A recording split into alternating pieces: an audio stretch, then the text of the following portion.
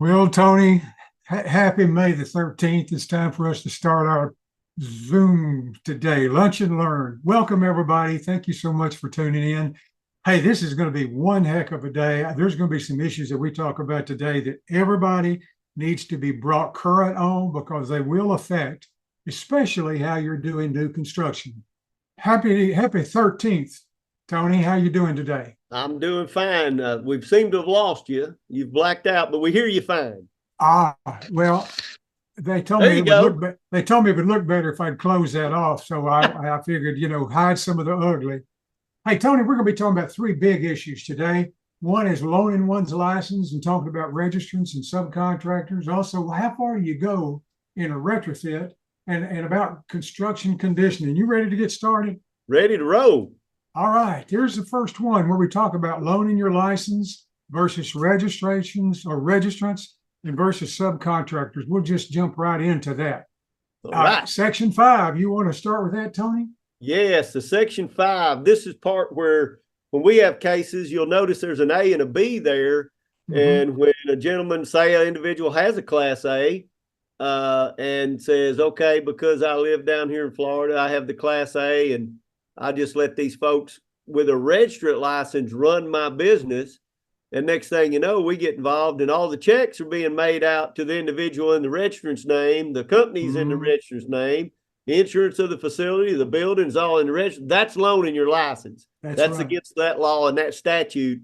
And we'll put a B, that 1733 301, instead of A, working without a license. This is working without a license in the B, I got you. because you tried to get a registrant and then you tried to skirt the law that way. And then both parties get fined. The individual with the license and the individual that took it upon us. We've had this happen several times.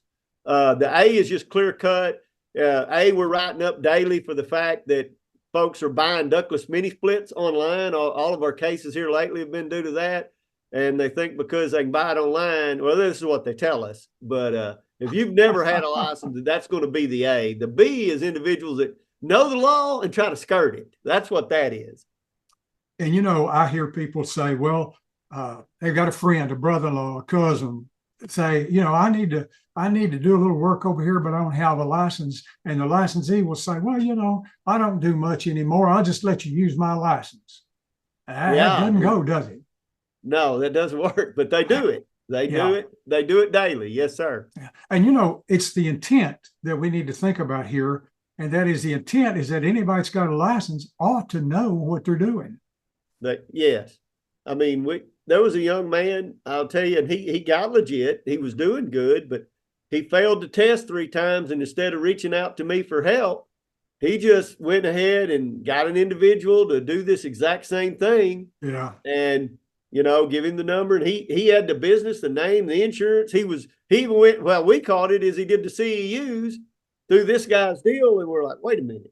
And it was one of them that wasn't adding up, and he finally come clean about it. But that's not what the law is for. The law, Yeah. it protects the consumer, protects everybody. That's right. Uh, One of the things I wanted to put here big time is that it is unlawful. It's not just a matter of it's not a good idea. It's unlawful. Yes, it is. That is under a statute that we Yeah. write up. Yeah. Registration. Now, this refers to A, B, or C, but it was kind of expanded. But anyway, registrant means a person who does not hold a Class A, B, or C HVAC license and who can only perform work for an HVAC licensee and who holds a current registration, our HVACR registration. That ought to be pretty simple. It is, and that does include D and E. It Yeah. does as well. Those Yeah, are basic your employees, this goes back to the very beginning, right? and the D and E, et cetera, has been added since then. But I want to go back from the beginning and say, it's not complicated. A registrant works for you. Now, right in here is another thing about registrants. I hear people all the time say, "Well, that doesn't make any sense. Somebody might not work for you, but more than a month or two. I can't afford to go get a registrant for them." Yep. I had that conversation today, as a matter of fact. It's what I'm going to say it like this: it is the law. it's $25 to get an employee. Even if the employee works 1 week with you, that's $25 versus now it's going to be $1,000 in this case because of how many times it happened. So please don't skirt the law. The law's there. Just do what's required. And the one thing about that I'm consistent on, when I took this over 4.5 years ago, we warn, then we fine. If we give you a warning and you don't heed that warning, you're going to get fined. I mean, it's not coming back on us that we didn't give everybody an ample opportunity, but it's also not going to come back that we're letting you slide by this, because that's making the industry an even playing field across the board. That's right. And it's a simple solution. Well, and one of the things I'd like to say to the registrants that may be listening, if your licensee or your contractor is paying your fee, they're doing you a courtesy, and that's good. And I would, if I were them, I think it just makes sense. On the other hand, the law here says you as a registrant are responsible. You can't say I didn't know and I didn't have $25. Yep, that's exactly right. I read one of the chat things that just popped up right there. Individual said, what if a homeowner's buying his own package unit, his own mini split putting in there? Yes. That dwelling, meaning you will dwell there, doesn't mean that I have house in the front and in the back. I got 2 apartments I rent. I can put them in them. You can put it in the dwelling. You dwell and sleep your head in at night. You can't put it in the ones in the back. We have them try to skirt that as well. But if it's your independent home and you stay right there, now, if you're in a city ordinance, a municipality that requires an inspection and a permit, you buy the permit as the homeowner, call for the inspection, have the inspection. You can do that work without being a registrant or a license, but it is your dwelling only.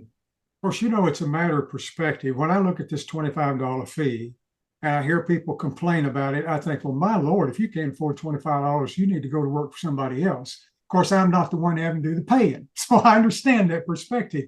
But $25, I bet $1 in the donut hole won't even pay the state's expenses to take the application, issue the card, and take care of it all. I bet $25 won't pay the bill.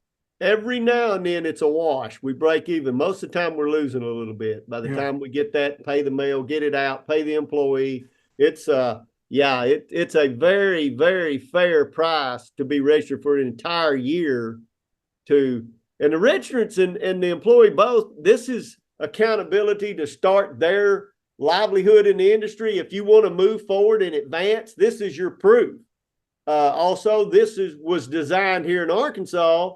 We're not a journeyman master ratio. This allows a Class A man, he got called to go bid a $10,000 job where he can leave these individuals there. He doesn't have to be present, or she does not have to be present, and long as they're registered on a license right there. It's not complicated. There's just, we don't have any. You're going to get lit up if you don't abide by the rules. Plain and simple. Yeah. Subcontractor. Now, this is sometimes where I hear people say, well, they don't work for me. But of course, they tell them when they got to go to work, they give them a truck, they do all that. Right. You're subcontracted out through, you're going to a commercial contractor that bids, Nabholz bids this massive job. And it's a $10 million project, 10 stories. They're going to sub you out to do the refrigeration piping on one of these chiller tires. You're being a subcontractor at that point under them. And then they will, however you work that out. But you're still going to be a licensed contractor and meet all the requirements, because there's other requirements through the Department of Labor licensing on the contracting side on dollar amount. The $50,000 dollar amount applies to every license, every classification. When you hit that, it doesn't matter whether you're going to have additional licensing. Now, they do have a registration program over there as well, that there's certain dollar amounts, $250,000 to $500,000 to $1 million, and you can be a registrant of that commercial contractor. And I'll say some that just say they do a lot of work at Baptist Health. They're there at Comfort Systems or Sheet Metal. They can be a registrant of the main person, but you're still a subcontractor with your other licensing. Well, one of the things that's interesting to me here is that all licensees are responsible for ensuring that all HVACR employees hold a current HVACR registration or HVACR license. And in essence, all of us are responsible for ensuring the integrity of our industry. That's right. Anyway, this is good. Something everybody needs to know. Yeah. So the misstatement of application for licensing, they do have the Act 990 now, and then misstatement representing, and we have fraudulent Social Security numbers. We have individuals that are juniors, and names will be the same and try to continue on. Michael caught one that had been deceased for 12 years, and due to online paying, was just paying online, falsifying documents, and we tracked that down and got into it. That's tough to get that to the board and then find out if the board decides you're on a revocation or suspension for 1 year. The board doesn't like that, and it might be a lifetime on something like that. Yeah. Yep. Here's the penalty. Yep. And that can be per day, that $250. Yeah. The case, the $155,000 settled case was that was $250 per day on numerous individuals, and it added up. It was a 9-month period. It added up rapid. So, well, I think our board goes so easy on people. And I think our inspectors do, because as you said a while ago, you give everybody a chance to make it right. And when they don't make it right, that's when all of a sudden the penalties start kicking in. And that's not required of y'all. Y'all do it because y'all have already been in the business. Right. And you care and you understand the difficulties. But $250 per day per violation, that can be a lot of money. It can be. And you pointed out something. We have one of the most fair, we have a fair and firm board, but they are more than fair. And if they haven't sat through one of the board hearings and watched, because we have a consumer board member, we have an engineer board member, we have Class A and B board member. They go through the entire gamut and hash this thing out and give every opportunity, and then they all come to a pretty united decision that, okay, this is the best situation here. I'm going to say something I probably shouldn't say. Sometimes in those hearings, they are so careful to try to do the right thing and give everybody the benefit of the doubt that I'm sitting in my little guest chair over there thinking, my Lord, don't y'all know this thing is cut and dried? Let's move on. Yeah. But they don't, boy, they are careful about making sure everybody gets the benefit of the doubt. They give everybody their due process. I'll give them that. Lord have mercy. Okay. Retrofit versus new.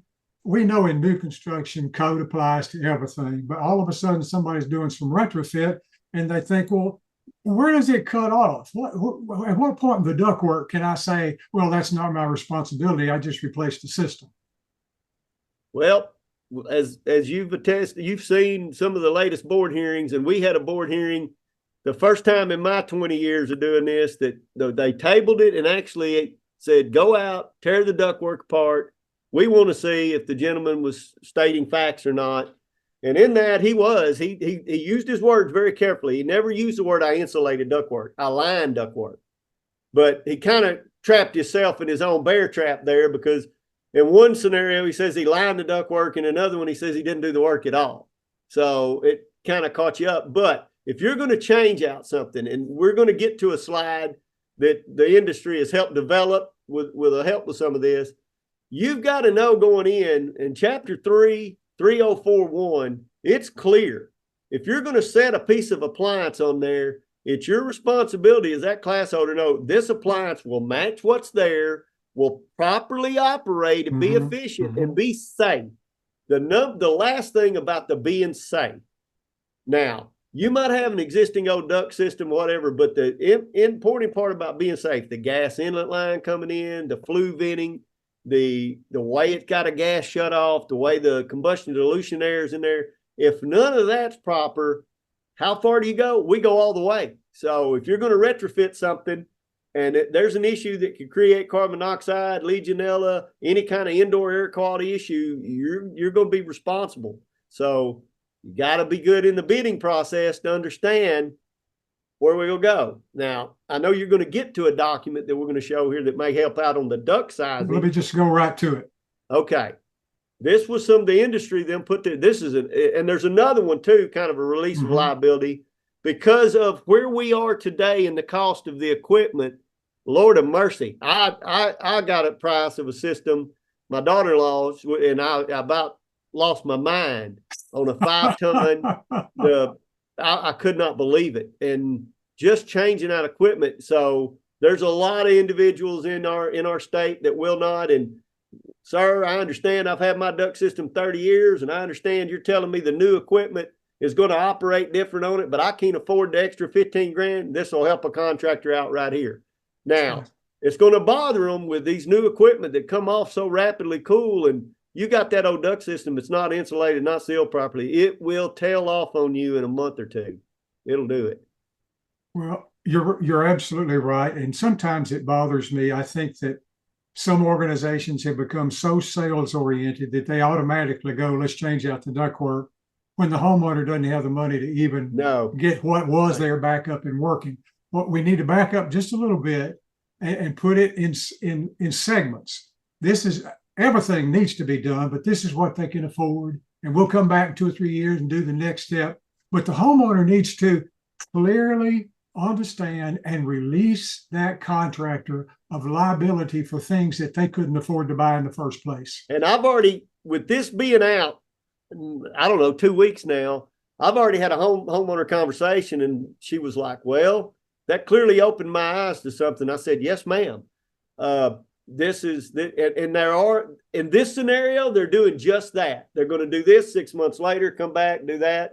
And it not only did it, she's got the heat and air man now has probably got a customer for life for the honesty of what all, and did the due diligence, took the picture, showed everything. And he admitted to me, he said, I'm glad we're doing this now. And I've not done that. I said, sure. I said, our whole goal is for everybody to be taken care of. You're making a living. They're trying to take care of their family. And that's all we're doing here. Everybody. So one thing on this is that if anybody wants a copy of this, if they'll send me an email, I will send it right back to them. Now, give me a day or two, but I will get it back to them because it's worded really, really well. There was a distributor that developed this, and I'd like to say who did it, but I don't want to. I hadn't had permission for them to do it yet. But I'll be more than happy to make this available because we, as you said, we just need to be totally open to our homeowner and protect ourselves at the same time. There's not a single person out there that hasn't had a problem on new construction because we've always allowed our equipment to be used as a construction heater. We just have because that's what we're told we need to do. And by golly, we got to do it. So the question becomes, can we use the equipment that we're installing in for the homeowner to be used as a construction furnace or air conditioning?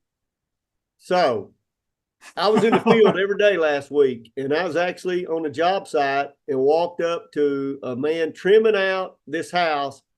Literally had his table, so the new ones that you can slap the legs out, you stand it up, you got your chop saw, trim, cut on 40, right underneath the return. It's sucking that dust right up. Now, it had a filter up there. The filter was collecting, and the builder come walking around the corner, and he said, I can assure you, I'm doing it to keep that in there. He said, but I can assure you it's even filtered up there. So we went back upstairs and looked. He said, I'm here changing these every other day. I said, well, that's great. And I said, and I grabbed the installation instruction. This happened to be a ream unit. And I showed him in the instructions where it clearly stated. And I found it and I showed it to him. And he said, yep, I'm not going to void the warranty because I see you right there. Now, that guy he was on top of his game, but he was a builder that was there daily. And you don't find that all the time. And it was hot, and they were running the air condition. And I called the heat and air guy, and he said, I don't worry about it because they're on top of that. And he said, I've actually had him pay me to clean one up sometime. And after he paid me, he's there making sure it's okay.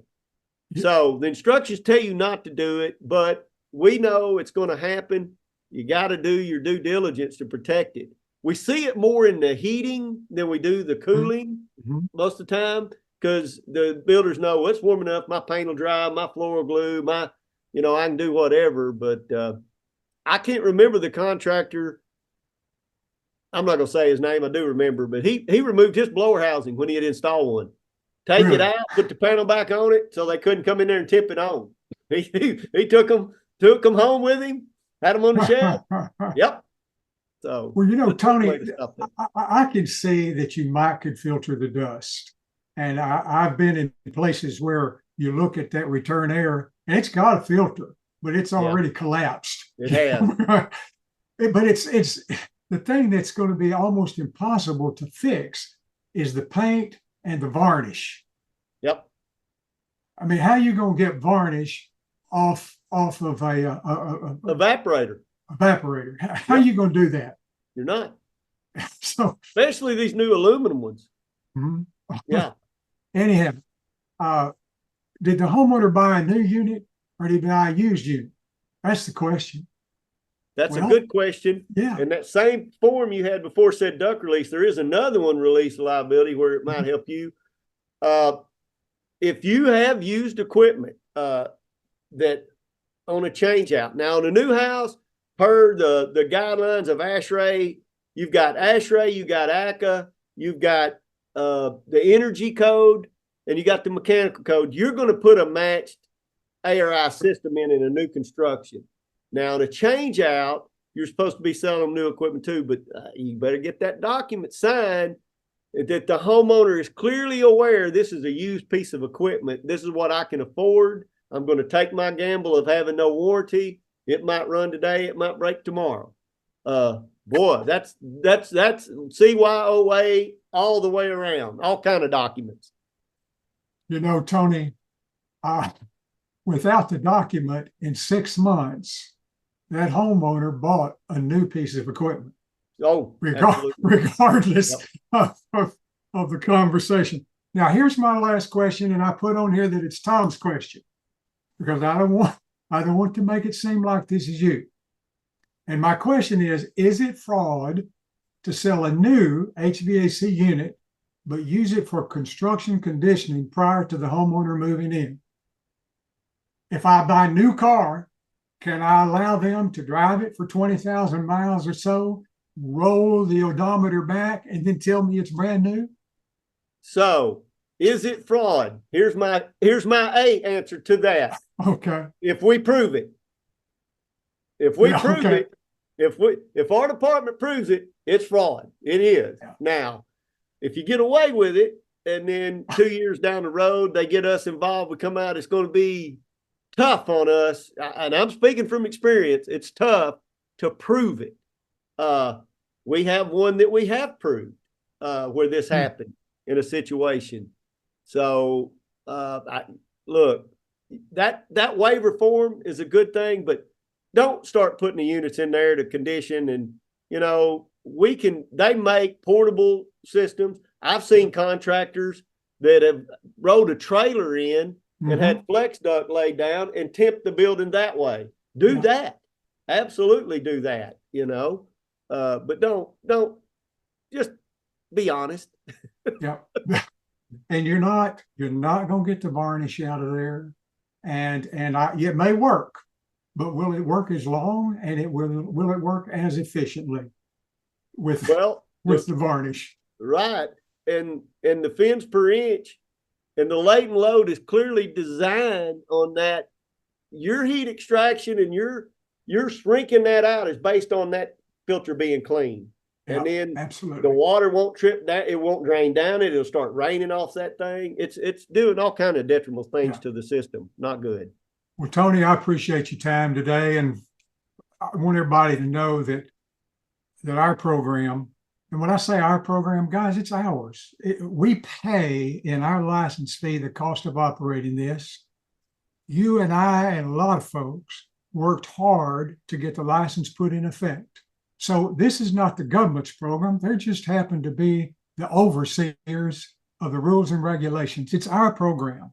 if we've got questions or compliments or complaints about code-related issues, our department is there to answer those questions. 501-682-9201. Tom, we got just a little bit. There's two more chats up here I want to Okay. answer. Yes, sir. One was, if someone already has a registrant card for, let's say, company A, do they also have to have a registrant card for company B doing work during the weekends? Okay. This was brought to legal, and Department of Health had a bad policy. There were some registrants that had 10 registrant cards. We understand the legal part now. You can have one registrant card. What is required? Both parties sign communicating documents. One of the license holders is going to be the primary that register this employee. If they're going to go work for another company, this Class A holder and the other Class A holder are going to get a signed document and get it to us, that because we have to have that document. It's going to state, I release this said contractor B that's working the weekend. It's going to state, I release contractor A from responsibility, but that you're not going to get two registrants. You're going to get one. And Really? This is a documentation trail. And I get it, because I understand if you can't keep an employee 40 hours a week, you can do him 20 and one do 20. That was my argument to legal. I've been on that. Hey, I even had registrants that worked for me and worked for another company. I get it. I had a registrant, they did too.